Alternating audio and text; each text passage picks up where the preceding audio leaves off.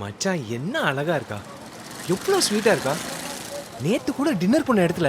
போதுண்டா கடவுளை பாரு. டேய் ஏன்டா எப்ப பார்த்தாலும் அஸ்மிதா பத்தி பேசினா இப்படி கடுப்பாகிற? என்னடா நேத்து வந்த பொண்ணு அவள் என்னமோ கடைக்கு மாடல் ஆக்குற. இத்தனை நாளாக வாங்க தோறம் பொறுப்ப அவள் மூஞ்ச பார்த்தா வாங்க போறாங்களா? ஏன் இத்தனை வருஷமா இருக்கேன்ல உன் கூட என்ன வச்சு விளம்பரம் பண்ணணும்னு தோணுச்சாடா உனக்கு? முதல்ல அந்த பச்சை மலை கேட்டுறா. சரி இதெல்லாம் கூட மன்னிச்சு விட்டுறேன்னு வச்சுக்கோ. நல்லா யோசிடா, இதெல்லாம் ஒத்து வருமா? எது ஒத்து வருமா? ஏய் அஸ்மிதா ஒரு டாக்டர். நீ உங்க அப்பாக்காக பண்ற தியாகத்தெல்லாம் புரிஞ்சுக்கிட்டு இந்த கடையில் வந்து உங்க கூட குப்பை கொட்டுவாள? கரஸ்பாண்டன்ஸ்லேயே பிஜி பிஹெச்டிலாம் முடிச்சவன் நீ. உன் படிப்புக்கும் மூளைக்கும் இந்த கடையில் உட்காந்துருக்க ஏற்றுக்கோலாவ. அதுவும் இல்லாமல் உங்க அப்பா கேரக்டர்லாம் பார்த்து பயந்து ஓடிட மாட்டா? அப்பா முன்னாடி அப்படி இல்லைடா.